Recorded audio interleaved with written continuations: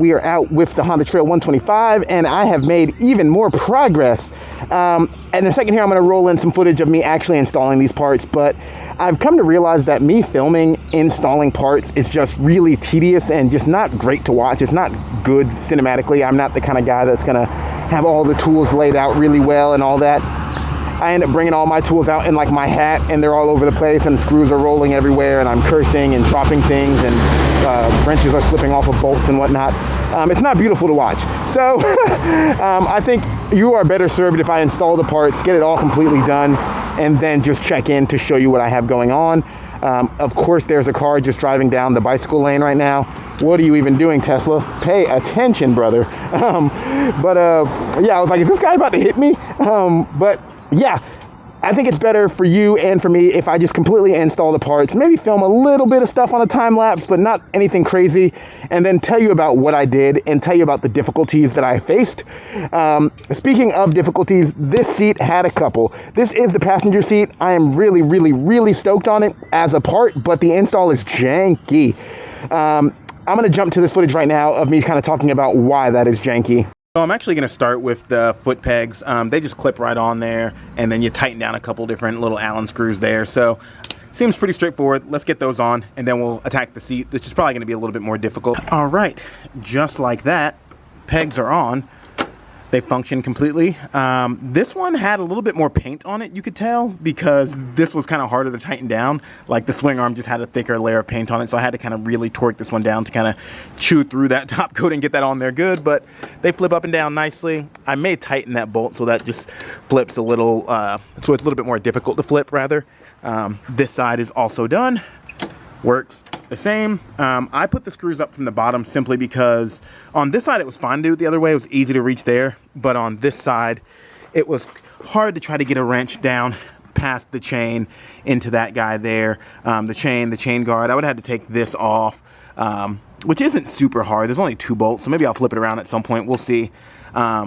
This way it was easier to tighten up just because the screws are at the bottom, easy to access, but I would kind of like to have them on the top just so I can verify their tightness. Granted, I feel like if they're coming loose, you'll feel them coming loose. They won't just fall off one day. But it's always nice to be able to see your hardware, see like your little witness mark. So at some point I might flip these around, but for now, they're on there. That works. Let's get to the seat. Okay, and seat attached firmly. It has kind of a little bit of quirkiness to it. The hooks go in at like a little bit of an angle like that, and you do have to force it forward to make it clip down underneath there, and then those little guys grab on. You just pull them down and spin them around. They hook onto the frame, and there's a little peg in the middle that settles right into a hole in the stock frame, and the whole thing stays on pretty rigid. That works. I dig it. Okay, so these have to be the worst instructions I've gotten so far. Not only because they're obviously not in English, but the way they want you to do it is pretty janky. You can probably see there that their solution to the fit not working is just to stack 5 washers in 2 different spots. The problem is the washers that they provide are the wrong size. The hardware is too big to actually fit through them there.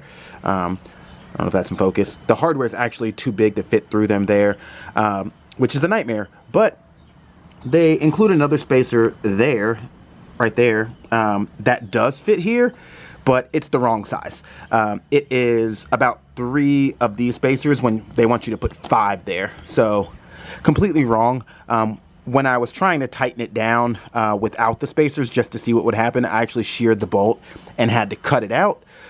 So what I found as a solution, because I don't have just an assortment of spacers on hand, was for one, I actually had a replacement screw. It's black, not silver, but I had the exact same screw. Shout out to me for keeping every piece of hardware I ever get from something. If you take stock hardware out of something, just keep it. Keep it in a jar like that right there, because that stuff will come in handy. I got so annoyed that I had to take my shoes off, but yeah, I cut that one out. Because I snapped the top clean off of it. I replaced it with the black one. You can probably see the silver one. I snapped the other silver one. I replaced it with the black one I had there.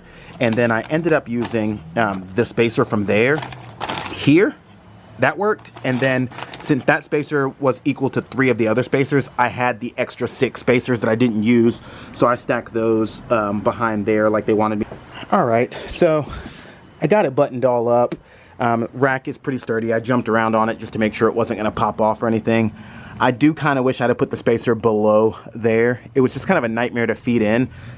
So I put it above, but I don't know. I'm thinking on it. I might swap that around. I keep doing that in these videos where I do something that I'm like, I'm probably going to change it later. But I think that's just the nature of these things. Like I still am thinking about swapping that around just by like, just because it's difficult to do doesn't mean that's not the right way to do it. So I might swap those around still. But this, the rack, at least itself, is on there pretty good. The problem I'm seeing now is the bag is too big. It's like hanging off of there. It just doesn't look good. It's gonna slop. It's just not great. I do have this smaller one, same brand. It's a little smaller. I'm gonna see if it buttons up better. If so, I'll run that one. I really like this one more though because it matches the extra gas carrier, and the gas carrier fits right on top of it. The Molly on there just makes it look way tougher than this one. This one's kind of sport bikey, but let's see if it fits better. If so, I'll make it work. Nope, equally bad. Tons of hangover. Not much better, and it looks a lot worse and holds a lot. Okay, so scratch that. I actually swapped that around. That little spacer was up top before. I moved it to the bottom where it's supposed to be. Granted, they did say it was supposed to be 5 thickness, and that's like 3 thickness, so still not perfect, but it's better than it could have been. I don't know that 5 would actually fit. Like getting that screw in there was a nightmare. You can still kind of see some exposed screw there. Like the fit and finish just isn't super good. I understand that like the expectations are a little bit lower there, but still yeah, it creates like a weird little gap here. Like I don't like how much of a wedge is there when it's there. It feels like this rack should be closer to this rack. Like it feels like that gap shouldn't be so big, but what do I know? I'm gonna run it. I don't have any spacers that could make that even thicker, and even if I did, I don't know that they would actually be able to fit in there. Getting all of this to button up was a really big nightmare. Yeah, I don't feel super confident about it, but worst case scenario, this whole thing is still attached at the suspension, so it's not like it can fall off. I think what would happen if it went bad was those screws would break, and then this thing would get slightly wobbly, and I pull over, and that's that. It is still supported here, so there's that kind of little redundancy. It has that support, and then this whole rack has that support, so I'm gonna send. All right, so that was kind of more so like why the rack is janky, but the whole thing is kind of inclusive, you know? They kind of go hand in hand. So I will kind of backtrack and say the seat was not itself janky, but just this area doing that had some jank to it. But the seat itself, honestly, really, really easy. It just kind of slid right into its slot, locks in. The little hooks that hold it in the back, they pull down and then turn. That was kind of a little finicky to figure out. It is kind of common sense once you do it one time. Once you actually get it locked in properly, you're like, oh, that's shaped like that. But before that point, it is kind of a little hairy to figure it out. But overall, stoked on the seat. I would not change the seat. I love the seat. From what I've seen in the other seats that are available, this is my favorite one. Just how it goes on, how it looks on, I like it. The rack. I don't love the rack. It's good. It serves its purpose. The install, like I showed you, is janky as hell. It's not the most secure or confidence-inspiring thing I've ever seen. When I put my actual luggage on it, the luggage was too big for it, so that isn't great. But it is a tie-down point. It does make this little, I don't know, fucking 5-inch thing like a 10-inch thing or whatever. It helps. I don't know how wide that actually is. Maybe I'll float it on the screen here and measure. But yeah, it does help. It does add a little bit more rack, but you can't really put a ton on it because who has a bag this narrow? I do have like a little kind of a bag that looks like it should go here on my moto skill rack. I have one that'll fit here, so I'm gonna throw it on there just so I can put my tool roll, but you're not actually carrying enough stuff for a trip on that. The beauty of this bike for me though is I am never gonna go on a long distance trip 2-up. When we're going 2-up, it's gonna be like just meandering down some trails, just going around town. So I don't actually need the passenger seat if I'm going on a big trip. So in that situation, I'm just gonna put my big duffel on here and strap it down. Having a little bit of extra will be great. And it'll be cool that like, if I have my big bag strapped down, my big duffel, and it comes down to a moment where I have to carry a passenger, like in a pinch, they can just throw the bag on and wear it. So not a total loss. I am into it.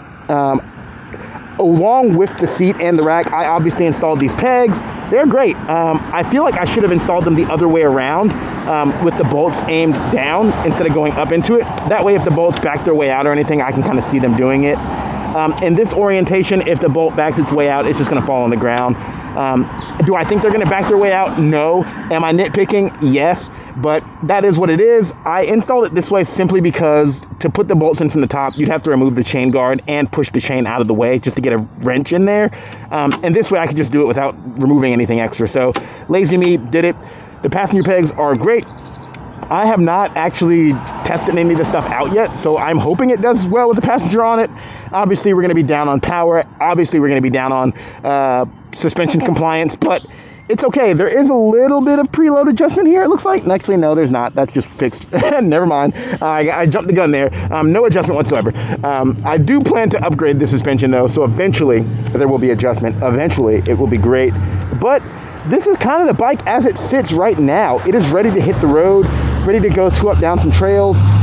Next step in my journey is to figure out where the hell I put that bag that I'm talking about, so I can get that on there with my tools on it.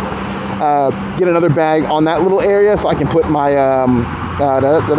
my camera equipment on there. And yeah, it'd be cool to actually be able to carry a couple bottles of water too, so I'm going to try to navigate that. The bike just needs its luggage now, essentially, but all the bits that I plan to upgrade for this initial phase are done. We got the front end all squared away. The stuff that needed to happen to the middle has mostly happened, and I got my passenger accommodations. As far as other upgrades that still need to happen, I do want to beef up this crash bar, so that's going to be wider. That's just going to happen in the future. It's going to be wider and black. This brake lever is going to change to a black unit. Both front and rear, we're going to get new tubeless wheels, and we're going to get new suspension both front and rear. And then there's a couple little fun parts for the rear end that I won't name. They're not really pertinent, but they are fun. I'm going to get those going later. But for the most part, the bike is done. There will probably be 3 more build episodes of me doing a little bit more to it in the future. But for right now, the mission is to get this thing on the road, get this thing off the road, put a bunch of miles on it. Yeah, I couldn't be happier. I'm really stoked on the bike. I'm really stoked on the progress. It's been super fun to ride, as you've seen in the little clips I've rolled in here.